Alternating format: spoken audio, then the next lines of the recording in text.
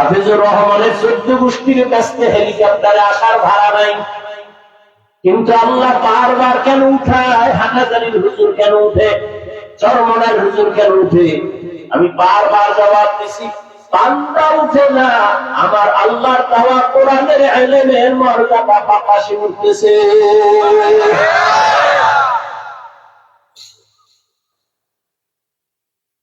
বাচ্চা কয় ইলমের সম্মান, আল্লাহ যারা ইলম দেয় তার সম্মান এমনই হয়। দেখেন না, চেয়ারম্যানের চেয়ারের মেয়াদ শেষ, এমপি শেষ, মন্ত্রী শেষ, এসপিডিসি শেষ, কিন্তু কোরআনওয়ালা চেয়ারের কোন মেয়াদই নেই, শেষ টাকা দিয়া সম্মান কিনলে প্রথমে ফুলের মালা, ফাইনালে জুতার মালা। আর আল্লাহ তাআলা সম্মান নবী দাও, দুনিয়ায় বাদশাহ, পরকালেও বাদশাহ। সবাই টেনশন আছে, খুব নাই, পাওয়ার নাই, কি হইল কি হইবে, কি আমাদের কোনো টেনশন আছে? চেয়ারম্যান কার হুজুর দোয়া চাই, এমপি দেখলে কায় দোয়া চাই, টাকাওয়ালা কায় দোয়া চাই। এটা কি টাকা দিয়ে কিনা যায়? কে সম্মান দিচ্ছে? করেছেন নদীর মধ্যে চলার মতো রাস্তা খুলেছেন, যেই লোহা নদীর পানির মধ্যে ছেড়ে দিলে নিচে যায়, মানুষ নিজের মেধা খাটাইয়া ওই লোহা দিয়া স্টিমার বানায়, বানায় আবার এক দেশ থেকে আর এক দেশে যায়। আল্লাহ তাআলা বলেন, এই মানুষের জন্য আমি আল্লাহ জমিনে খানার আয়োজন করেছি। গর্তের পিপিলিকার খানাও আমি দেই, নদীর মধ্যে হাজারো কোটি ধরনের মাছের খানাও আমি দেই, উড়ন্ত পাখির খানাও আমি দেই, জঙ্গলের হাজারো প্রাণীর খানা আমি দেই, গর্তের পিপিলিকার খানাও আমি দেই, আর মানুষের খানাও দেই। তবে মানুষের খানার মতো প্রিয় খানা, প্রিয় ভেজাল মুক্ত সুস্বাদু হালাল খানা আর জমিনে নাই। মানুষের যত খানা সব খাবারে ঢুকালো। ভাত খাইবা চাল খাবারে, রুটি খাইবা গম খাবার করা, কাঁঠাল খাইবা খাবারের ভেতরে, কলা খাইবা খাবারের মধ্যে, আঙ্গুর খাও খাবারওয়ালা, আপেল খাও খাবারে। তুমি মাছ খাইবা ফ্রেশ খাবার আছে না নাই? গোশত খাইবা খাবারের মধ্যে লাগানো। আল্লাহ তাআলা বলেন, আমি তোরে বেশি মায়া করি তো, এই জন্য সব আয়োজন করেছি। আবার এই মানুষের মধ্যে আমি একে অন্যের মধ্যে মর্যাদায় বড় করেছি। দুনিয়ার সব মানুষ জিনের থেকে দামি, ফেরেশতার থেকে দামি, আবার এই মানুষের মধ্যে যারা ঈমানওয়ালা তারা অন্য মানুষের থেকে দামি। আবার ঈমানওয়ালাদের ভেতরে যারা আমলওয়ালা তারা ঈমানওয়ালাদের থেকে দামি। আবার আমলওয়ালাদের ভেতরে যারা তাকওয়াওয়ালা তারা আরো দামি। ইন্না আকরামাকুম ইনদাল্লাহি আতকাকুম। এত দামি মানুষের আল্লাহ পায়, অধিকাংশ মানুষ জাহান্নামে যাবে, তাও আল্লাহ পায়। কোন মানুষ? যেই মানুষগুলো দেখা যায় মানুষ চরিত্র কুত্তার থেকে খারাপ, শুকরের থেকে খারাপ। আমি আল্লাহ ওদের কলব দিলাম, ভাবার জন্য ভাবে না, চোখ দিলাম দেখার জন্য দেখে না, কান দিলাম শোনার জন্য শুনে না। না দেখা চোখে কি পট্টি লাগাইছে? কয় না। যা দেখতে বলছি দেখে না, আমি চোখ দিছি মা বাবারে দেখবি সওয়াব, আলেম দেখবি সওয়াব, আল্লাহর কোরআন দেখবি সওয়াব, বাইতুল্লাহ দেখবা সওয়াব, আল্লাহর কুদরত দেখবা সওয়াব। কিন্তু এই চক্ষু দিয়া 24টা ঘন্টাই বান্দা গুনাহ দেখে।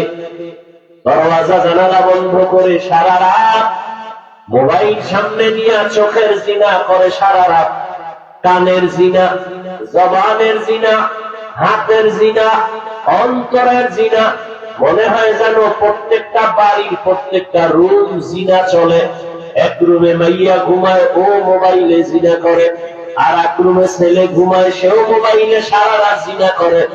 মা বাবা এক রুমে ঘুমাইয়া তারাও মোবাইল নিয়ে সারা রাত গুনাহ করে, মনে হয় যেন পুরা বাড়িটা সিগারেট কারখানা।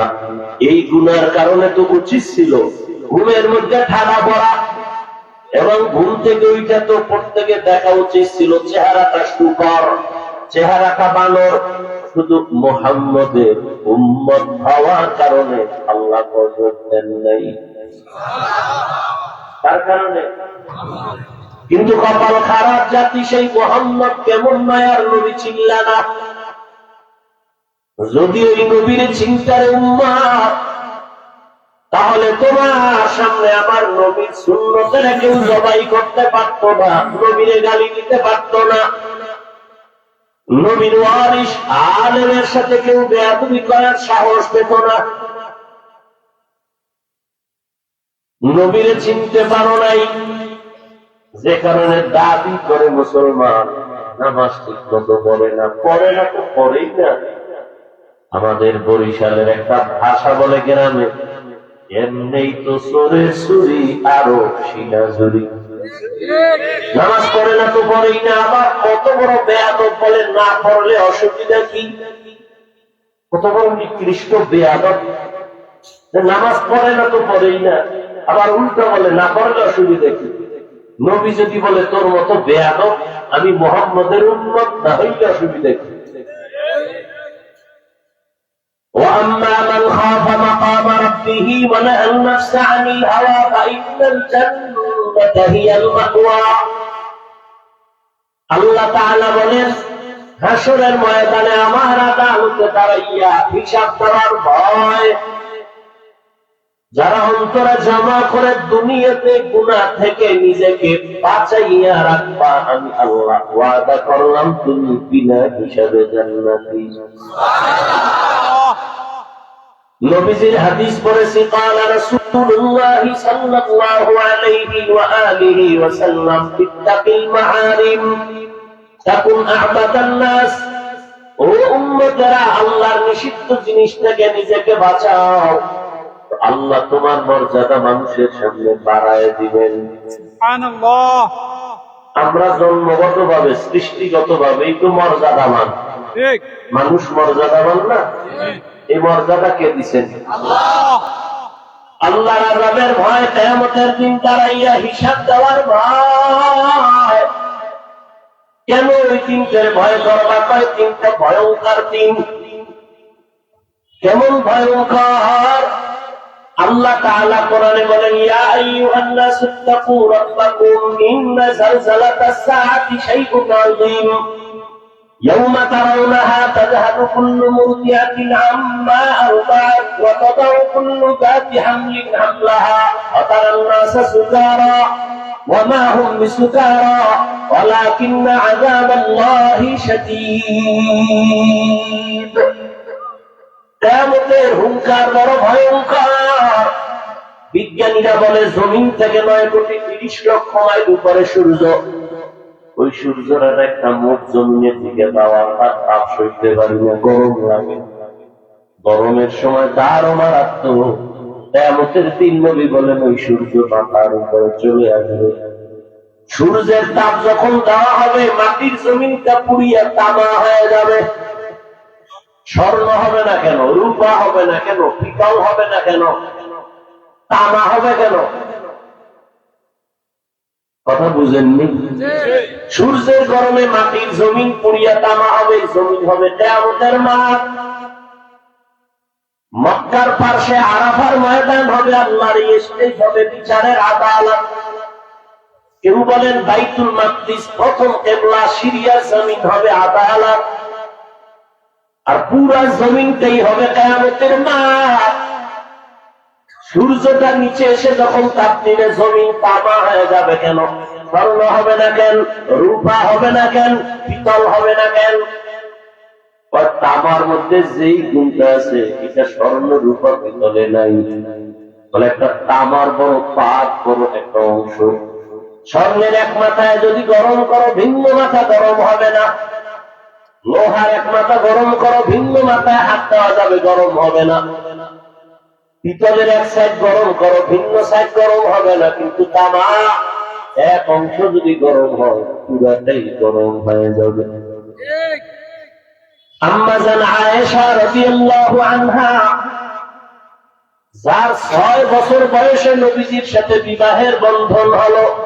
কয় বছর? আম্মা জান আয়েশা যখন 9 বছর বয়স তখন নবীজির ঘরে আসলেন। আম্মা জানের যখন 18 বছর বয়স তখন নবী দুনিয়া থেকে চলে গেলেন। বলেন আম্মা জান নবীর ঘর করবেন কতদিন? এই কথা কম না কেন? কয়দিন?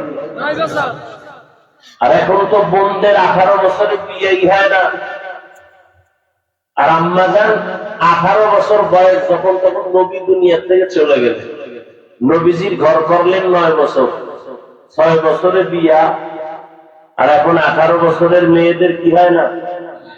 বিয়াই হয় না। এর মধ্যে আবার আগুন জ্বালাইতেছে একদল, বাল্য বিয়া বন্ধ করো, আকাম চলবে, বিয়া চলবে। আকাম চালাও, নদীর ঘাটে আকাম করো, তলার উঠে আকাম করো, ঘরের মধ্যে আকাম করো, সাইনদিকটা কলা পাতার পর্দা, সুপারি পাতার পর্দা, ভিতরে মামতো ভাই মামতো বোন, ফুফাতো ভাই ফুফাতো বোন, চাচাতো ভাই চাচাতো বোন, সদররা। রাগ করতেছেন? এই কথাগুলো আমরা না বললে চোরেরা বলবে, জেনাকারেরা বলবে, লম্পটেরা বলবে।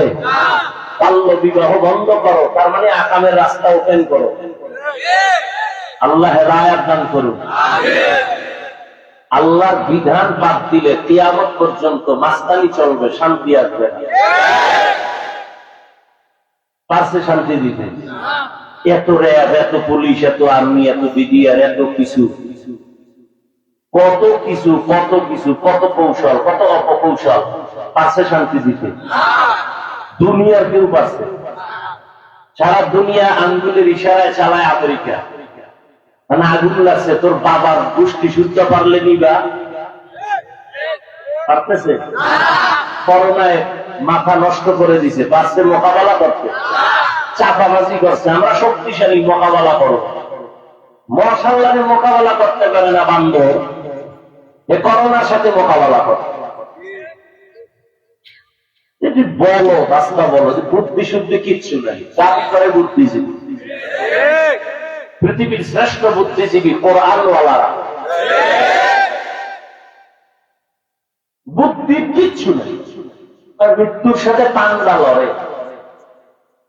এটার অর্থ কি, কি দাঁড়ায় এ ভাবেও না। ফকিরা মুখে আসতে কয়ে ফেলছে। দুর্যোগ মোকাবেলা করবে। আল্লাহ যদি তুফান দিয়া নদীর এবার ভাঙ, হাতিয়ে ভাঙতে কয়দিন লাগে? মোকাবেলা করার জন্য আপনারা রেডি? ঘুমের মধ্যে দেখবেন যে নদীর তলে গেছেন, রেডি। দুনিয়ায় ভূমিকম্প হবে না, মেশিন বানাইছে এমন মেশিন যে ভূমিকম্প হওয়ার 7-8 ঘন্টা আগে মেশিনে কলিং বেল বাজবে যে সতর্ক হও। খোদা এমন ভূমিকম্প দিচ্ছে, মেশিনও ভাঙে গেছিল, হুশই নেই, কলিং বেল। এত বড় মাথা মোটা, অথচ দাবি করে বুদ্ধিজীবী। আমি একটা জিবি, তোমার বুদ্ধির জিবি কত, 4GB না 2GB? বুঝি না জিবি টিবি কি সব মাঝে মাঝে হ্যাং হয়ে যায়। আর যেদিন জিবি হ্যাং হয় এটি আলেমের সাথে বেয়াদবি করে। আল্লাহ হেদায়েত দান করুন। আলেমদের সাথে বেয়াদবি যারা করে ওরা মরার আগেই মরে যায়। হায় হায়। তো কিয়ামতের মাঠের ভয়ঙ্কর আম্মা জান আয়েশা রহমতের নবীকে বলেন, ইয়া রাসূলুল্লাহ, আমি মাঝে মাঝে দেখি আপনি আমার হুজরায় বসে গুন গুন করে আপনি কান্না করেন, মাঝে মাঝে দেখি কারণ কি? রহমতের নবী বলেন, ও আয়েশা, আমি 2টা কারণে মাঝে মাঝে ঘরের মধ্যে চুপে চুপে কান্না করি। এক কারণ, যখন আমার জীবনের কত কষ্টে, তুমি আয়েশা তা জানো না, আমার জীবন ছিল মারাত্মক দুঃখের জীবন। আমি দুনিয়াতে আসিয়া কোনোদিন আমার আব্বাকে আব্বা বলে ডাক দিতে পারি নাই।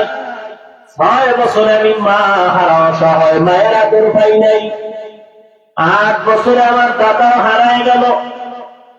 এরপরে দুনিয়াতে আমার দুইটা ছায়া ছিল দারুল আসবাব হিসেবে। এক ছায়া আমার চাচা আবু তালেব, আর এক ছায়া আমার সহধর্মিনী খাদিজা। আমার জীবন বড় কষ্টের, হে আয়েশা। আমাকে আমার বংশের দুশ্মনেরা মক্কার ভেতরে শিয়াবে আবু তালিবের মধ্যে 3 বছর গৃহবন্দী করে রাখছে, চারদিকে পাহাড় মাঝখানে আটকায় রাখছে, পানি দেয় নাই, খানা দেয় নাই।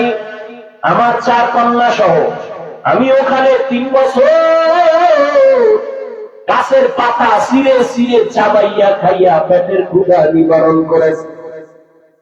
ওই সময় আরবের ধনী নারী খাদিজা, এর উপরে কোনো আপত্তি কারো নাই, কিন্তু আমার মহব্বতে খাদিজা আমার সাথে আইসা সব কিছু বাদ দিয়া তিনিও গাছের পাতা খাইয়া খাইয়া আমার সাথে সময় কাটাইছে।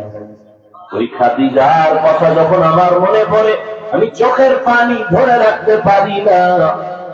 আর কিয়ামতের ময়দানের হালাত যখন আমার মনে পড়ে, আমি চোখের পানি ধরে রাখতে পারি না। আম্মা জান আয়েশা বলেন, কেন?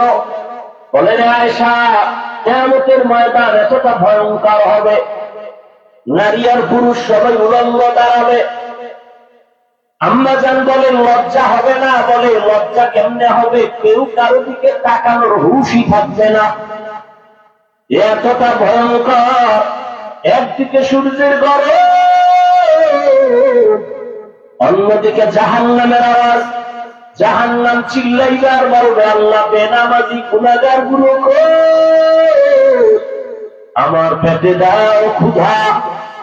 অন্যদিকে আমার আল্লাহ রাগ হয়ে যাবেন, রাগান্বিত আওয়াজ দিয়া বলবেন, লিমানিল মুলকুল ইয়াউম লিল্লাহিল ওয়াহিদিল কাহ্হার।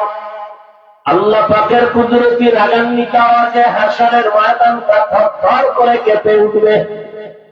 এমন হালাত হবে আয়েশা, সমস্ত নবীরা কোনো গুনাহ নাই, তারপর কান্নায় বেকার হয়ে যাবেন। আদম নবী কাঁদবেন, মূসা নবী কাঁদবেন, ঈসা নবী কাঁদবেন, আর উম্মতের চিন্তাও তাদের আসবে না, নিজের বাঁচানোর জন্য কাঁদবেন। আল্লাহ আমার উপায় কি? মূসা নবী কাঁদবেন, আল্লাহ আমার উপায় কি? নূহ নবী কাঁদবেন, আল্লাহ আমার উপায় কি হবে? উম্মতেরা পাগলের মতো বেরাবে। এই সূর্যের গরমে বেনামাজির মাথার মগজগুলো হাতের মারের মতো ফুটবে। উম্মতেরা যাবে আদমের কাছে, আদম বলবে, আমি পারবো না, যাও। নূহ নবী ফিরায় দিবে, মূসা নবীর কাছে যাবেন, ফিরায় দিবেন। ঈসা নবীর কাছে যাবেন, ফিরায় দিবেন। এরপরে নবীজি বলেন, আয়েশা, এই উম্মতগুলো আমার সামনে এসে দাঁড়ায় যাবে। আম্মা জান বলেন, নবী আপনাকে কোটি কোটি কোটি কোটি মানুষের মাঝে কোথায় পাবে? রহমতের নবী বলেন, আয়েশা, আমি আমার আল্লাহর কুদরতের সামনে মাকামে মাহমুদে সিজদায় করে কান্না করব। সব নবীরা নিজেদের জন্য কাঁদবেন, আর আমি একবারও বলবো না, আল্লাহ আমাকে বাঁচাও, আমার উপায় কি? আমি বারবার কান্না করবো, হে মালিক, আমার উম্মতের বাঁচাও, উম্মতের উপায় কি? আলাইহা মালাইকাতুন গিলাদুন শিদাদুন লা ইয়াসুনাল্লাহা মা আমারাহুম ওয়া ইয়াফআলুনা মা ইউমারুন। ফেরেশতাকে যা বলবে তাই শুনবে। এরে আল্লাহর গোলাম, ওই হাসরের ময়দানের ভয় অন্তরে যদি ঢুকে, ওই বান্দা মরিয়া যাবে, তারপরও নামাজ ছাড়বে না। এই ভয়টা না থাকার কারণেই তো এত কষ্ট, মেহনত, বয়ান। আজকে তো বয়ান করা দরকার হিন্দুদের গির্জায় গিয়া, খ্রিস্টানদের কাছে গিয়া। হিন্দুদের মন্দিরে যাব, বিধর্মীরে বয়ান করব, কারণ ওরা আল্লাহ চিনে না, কোরআন বুঝে না। আপনারা তো মুসলমান, আমিও মুসলমান, আপনার আল্লাহ আমার আল্লাহ এক, নবীও, কোরআন, কাবা, ধর্ম, কালেমা। দুনিয়াতে আসছি তাও এক, বিদায় বেলা কাপড়ের সংখ্যা 3টা, তাও এক, কালারও, কবরের সাইজও এক। কবরে 3টা প্রশ্ন হবে সবার বেলায়, তাও এক। আপনি তো আল্লাহ মানেন, নবী মানেন, কোরআন বুঝেন, আপনাকে বয়ান করবো কেন? বয়ান তো করবো তাদেরকে যারা আল্লাহ চিনে না, নবী চিনে না, ঈমান নাই, বিধর্মীদের।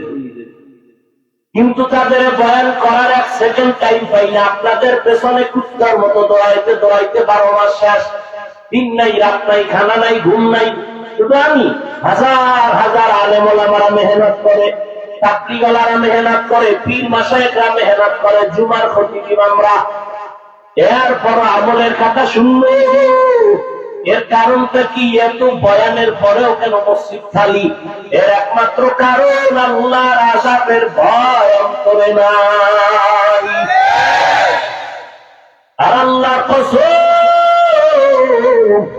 আল্লাহর ভয় ততক্ষণ পর্যন্ত অন্তরে ঢুকবে না যতক্ষণ পর্যন্ত এই জাতি আল্লাহর ওলিদের বন্ধু হইয়া নেক নজর নিবে না। আল্লাহ ওনাদের নেক নজর না নিলে অন্তরে তাকওয়া ভয় ঢুকবে। যে চোরারা আল্লাহ আল্লাহ পছন্দই করে না, ও ভয়। এরকম চোর আছে না নাই? শুধু এতটুকু না বলে ওলিয়া উলিয়া মানি না। হাতিয়ার মুসলমান, কথাটা মনে রাখবা। আল্লাহর জাতের কসম খেয়ে বলে গেলাম, ভালো করে মনে রাখিও। ওয়াল্লাহি বিল্লাহি তাল্লাহি, আল্লাহর কসম একবার, আল্লাহর কসম দুইবার, আল্লাহর কসম তিনবার মনে রাখিও। যারা বলে আমরা ওলি মানি না, আউলিয়া মানি না, এরা কোরআন মানে না, বুখারী শরীফ মানে না, এরা ভণ্ড বাতিল। এদের যারা ভণ্ড বলে না, খোদার কসম তারাও ভণ্ড।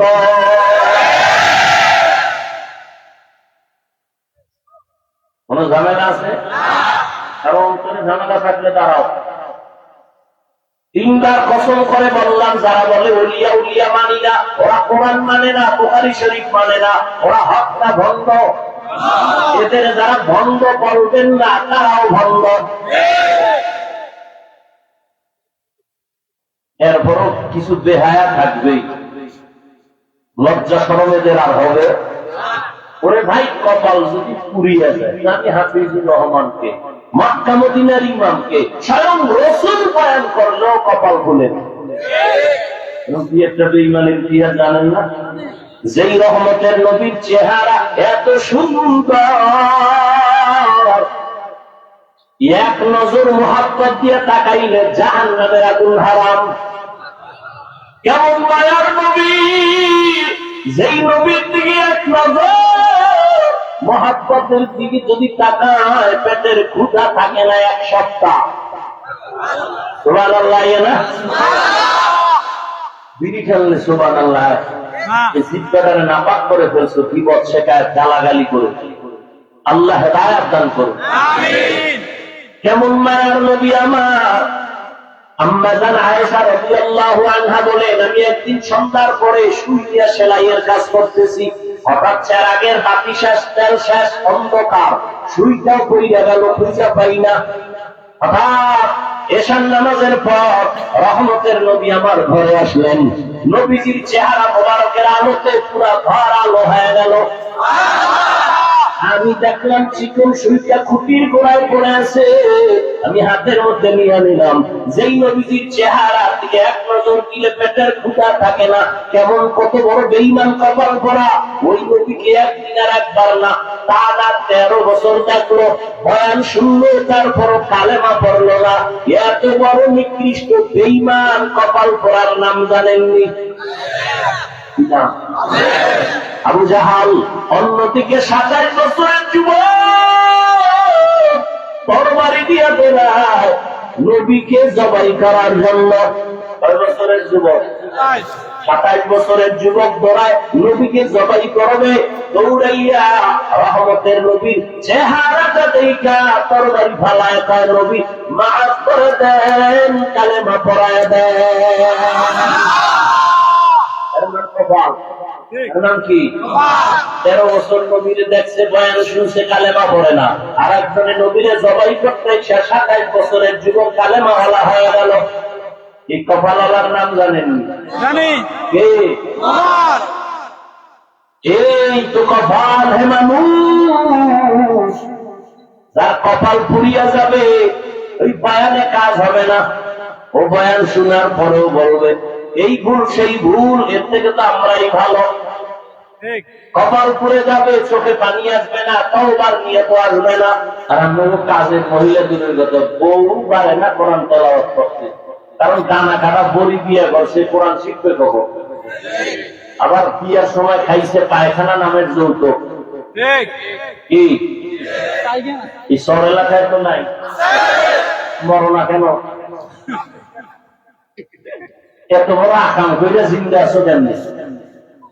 যারা যৌতুক খায়, যারা যৌতুক নেয়, যারা যৌতুকের সহযোগিতা করে, সবগুলো জালেম টাকা ফকিন্নির বাচ্চা।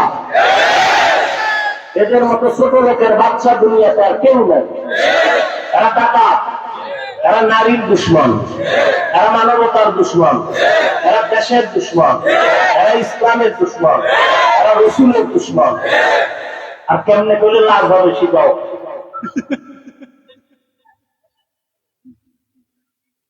তাও আবার যৌতুক কি? পিতার যাওয়ার ভিসা বউলে যাবি কয় না, যেটার পাহারা দিবে কে? ছোট ভাই। ছোট ভাই আমার বউ পাহারা দিবে, হাসেন। কি চলছে সমাজ? কে বলবে এই কথা? কোন খতিব সাহেব মসজিদে বললে তো ইমামতি সাহেব। কেন? ওই শিয়ালের হাতে মুরগি, শিয়ালের মুরগি দিছে আমানত 3 দিন। শিয়াল কায় দশাই মা ফসাই একদিনও না। জিন্দা কেন মরাও ফেরত দেওয়া হবে না, বিসমিল্লাহ সারা পেটের ভিতরে কিমা হয়ে গেছে। শিয়ালের হাতে মুরগি দিলে যা হয়, সুদখোর ঘুষখোর হারামখোরের হাতে ধর্মের চাবি দিলে তো তাই হবে। দিছে কে? জিবরাইল। কারা দিছে? আমরা কিন্তু লজ্জা লাগে। ভোটের আগের রাত্রে পায়খানার নামে টাকা খাইছেন, লজ্জা লাগে নাই? এসে বাথরুমে গিয়া 10 গ্রাম পায়খানা খাইতা, এরপরে হালাল সাবান দিয়ে কুলি করতাম, অন্ধ শেষ। আর এই যে যৌতুক খাও আর ভোটের আগের টাকা খাও, জাহান্নামের আগুন ছাড়া গন্ধ যাবেন। আল্লাহ হেদায়েত দান করুন। যুবক ছেলে একটা নিয়ত তৈরিই ফলাইছে, মরে গেল আর যৌতুক নিব না, কিন্তু আফসোস বাবায় মান্যত করে লাইছে, এটা না খায় মরবে না। বাবারে বিপদে, এই জন্য আল্লাহ কয় বাবারে দিও। কিয়ামতের দিন বহু মা বাবা সন্তানের অন্যায়ের কারণে জাহান্নামে যাবে। আল্লাহ হেদায়েত দান করুন। বাদশাহ হারুন রশিদ একদিন উলামায়ে কেরামদের ডাকলেন, বড় বুজুর্গ, আবার রাষ্ট্র চালায়। আলেম ওলামাদের ডাকলেন, মেহমানদারি করাইলেন। মেহমানদারি করাইয়া এবার সিংহাসনে বৈশা বাদশাহ হারুন রশিদ বলেন, ও উলামায়ে কেরাম, মেহমানদারি ঠিক আছে? বলে হ্যাঁ। বলে এবার বিদায়ের কালে আমার একটা প্রশ্নের জবাব দিবেন। কি প্রশ্ন? আপনারা বলেন, আমি বাদশাহ হারুন রশিদরে চিনেননি সবাই? কাহা চিনি? বলেন, আমি তো নামাজ কালাম পড়ি। বলে হ্যাঁ তো জানি। আমাকে বলেন, আমি জান্নাতি নাকি জাহান্নামী?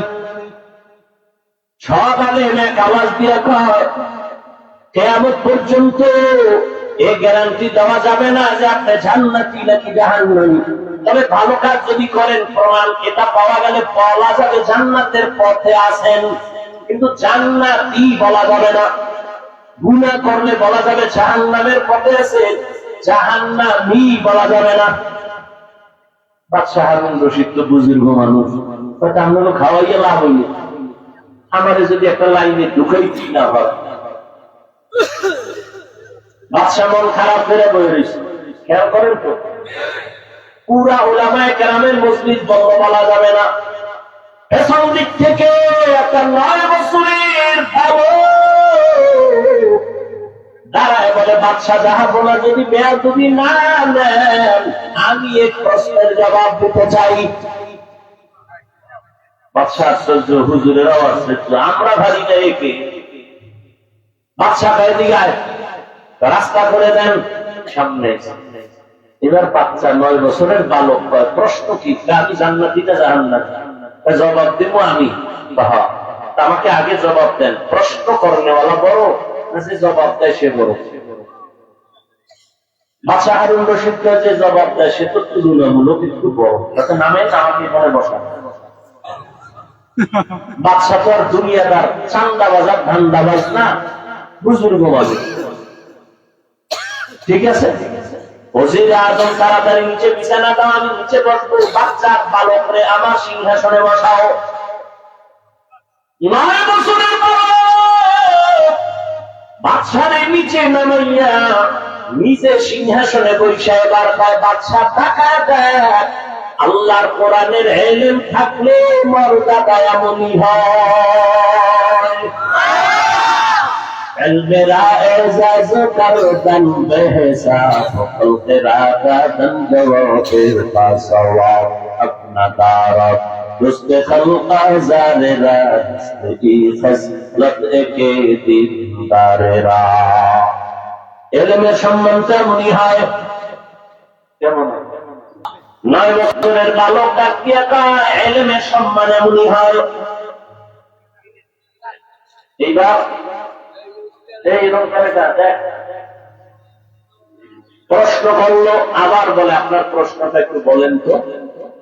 বলে প্রশ্ন হলো, আমি জান্নাতে না জাহান্নামে? জবাব দিবে কে? 9 বছরের বালক। এবার কয়, বাদশা আপনি জাহান্নামী নাকি জান্নাতি? এ কথা বলার আগে আপনি আমাকে আগে বলেন, জীবনে এমন কোনদিন আপনার সামনে আসেনি যে আপনি চাইলে জিনা করতে পারতেন, চাইলেই গুনাহ করতে পারতেন, কিন্তু আপনি আল্লাহর ভয়ে জিনা করেন নাই? বুঝলেন কথা?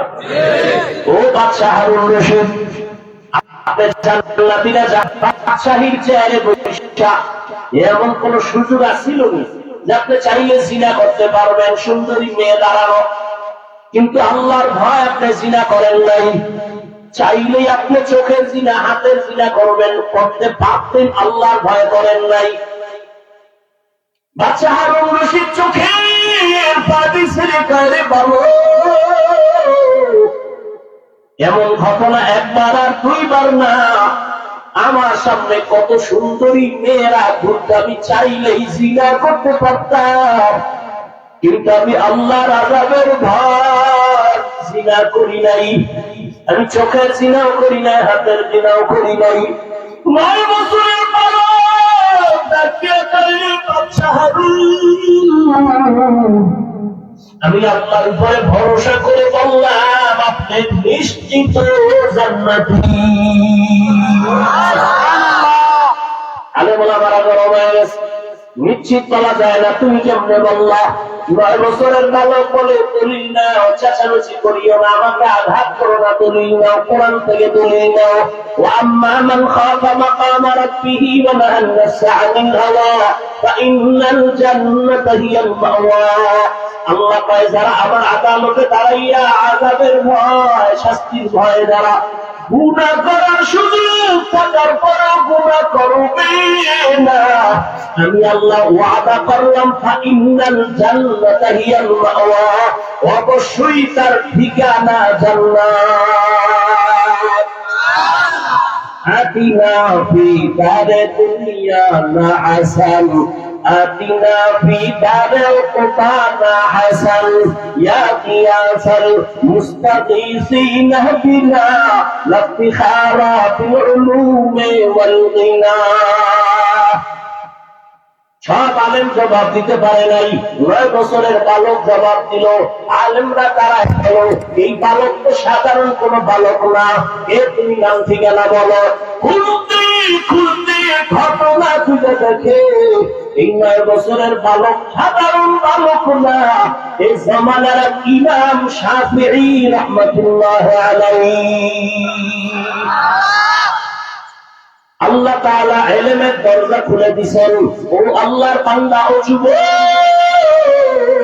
তুমিও মুসলমান, আমিও মুসলমান, তোমার আমার আল্লাহ এক, নবী এক, কোরআন এক, কাবা এক, ধর্ম এক, কালেমা এক। কাফন এক, কালার এক, কবর এক, প্রশ্ন এক। তোমাকে বয়ান করা লাগবে কেন রে বাবা? আমি মুসলমান, তুমিও মুসলমান। আমি টুপি খুলতে চাই না, লজ্জা পাই। তুমি কেমন মুসলমান যে তুমি টুপি দিতে চাও না, লজ্জা পাও? আমি দাড়ি কাটতে চাই না, লজ্জা পাই। তুমি রাখতে চাও না, লজ্জা পাও। আমি মসজিদে ঢুকতে না গেলে লজ্জা লাগে, তুমি ঢুকতে গেলে লজ্জা লাগে। একটু ভাবো তুমি কেমন মুসলমান।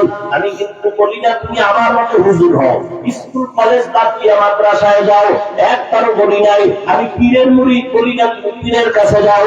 আমি তাবলীগের লাইনের সন্তান বলি না তুমি তাবলীগে যাও। বরং আমি বলে যাই, ও যুবক, স্কুলে পড়ো, কলেজে পড়ো, চাকরি করো, ব্যবসা করো, ওই লাইনেই থাকো। বাবা তুমি ডাক্তার হও, ইঞ্জিনিয়ার হও, প্রফেসর হও, তবে আমার একটা ছোট দাবি, বেয়াদব হইও না। বাবা হাফিজ ভাই, বেয়াদব হবো না তার ব্যাখ্যা কি? 3 জায়গায় বেয়াদবি করবা না, করলে তুমি মরার আগে ধ্বংস হয়ে যাবা। 1, মা বাবার সাথে বেয়াদবি করবা না। 2, শিক্ষকের সাথে বেয়াদবি করবা না। 3, উলামায়ে কেরামের সাথে বেয়াদবি করবা না। মা বাবারে যদি কষ্ট দেওয়ার বদদোয়া লাগে, মরার আগে বিছানায় পড়ে যাবি।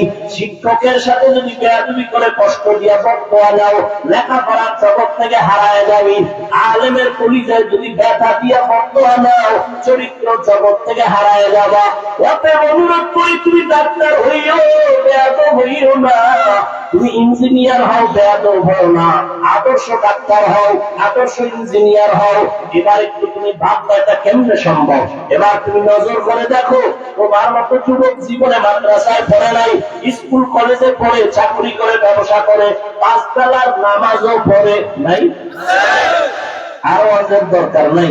তুমি শুধু এই কথাটা বিবেককে জিজ্ঞাসা করো, এই বিবেক, তোর মতো যুবক যদি জেনারেল লাইনে থাইকা স্কুলে পড়ে, কলেজে পড়ে, নামাজ পড়ে, তুমি কেন পারবা না?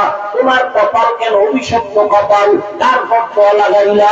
তোমার মতো যুবক র‍্যাব আর্মি পুলিশ বিডিআর চাকরি করে, নামাজি, তুমি কেন পারো না? তোমার মতো যুবক ডাক্তার, প্রফেসর, ইঞ্জিনিয়ার চাকরি করে, নামাজ পড়ে, তুমি কেন পারো না? তোমার মতো যুবক ওই নদীর মধ্যে মাছ ধরে, নামাজ ছাড়ে না, তুমি কেন পারো না? তোমার মতো যুবক ময়দানে কৃষিকাজ করে, নামাজ পড়ে, তুমি কেন পারো না? তোমার মতো যুবক রাস্তায় গাড়ি চালায়, ড্রাইভারি করে, নামাজ ছাড়ে না, তুমি কেন পারো না? তোমার কপালে কারখানি বদদোয়া লেগে গেল।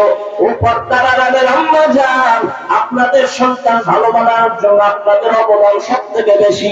গাছ ভালো হলে ফল ভালো হবে, মা বাবার আদর্শ ভালো হলে সন্তান ভালো হবে। আম্মা জান, আপনাদের এখানেই তো অনেক দাম। আপনারা নবীদের মায়ের মতো দামি, সাহাবায়ে কেরামদের মায়ের মতো দামি মা। আপনারা আয়েশা রাদিয়াল্লাহু আনহার মতো দামি নারী, ফাতেমা রাদিয়াল্লাহু আনহার মতো দামি নারী, খাদিজা রাদিয়াল্লাহু আনহার মতো দামি নারী। আপনার মতো কত মা, কত বোন এখনো আছে, পর্দা করে, বেপর্দায় চলে না, নামাজ ছাড়ে না, মোবাইলে সময় নষ্ট করে না, স্বামীর মাল খেয়ানত করে না, সন্তান আদর্শওয়ালা বানানোর মেহনত করে। আপনারা কেন পারবেন না? এখনো সময় আছে, তওবা করেন। সন্তানটাকে আদর্শ ডাক্তার বানাবেন, সন্তানটাকে ইঞ্জিনিয়ার বানাবেন, বেয়াদব যেন না হয়।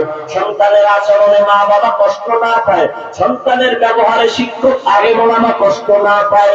এখনো সময় আছে, তওবা করো।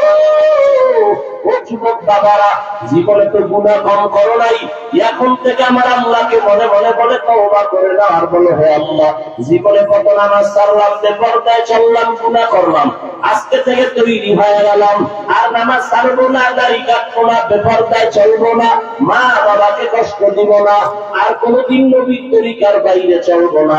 মা বাবার দোয়া নিয়ে, শিক্ষকের দোয়া নিয়ে, উলামায়ে কেরামের পরামর্শ নিয়ে নবীজির তরিকা মেনে চলবো। তওবা করার মতো যদি অন্তর তৈরি হয়, মুনাফিকি না থাকে, খাঁটি তওবার নিয়ত যাদের আছে, দুটো হাত আমার আল্লাহকে দেখাইয়া দাও। আল্লাহ হাতগুলো কবুল করে নেন, তওবা কবুল করে নেন, তওবার উপরে মজবুত হইয়া চলার তৌফিক দান করেন, আমিন।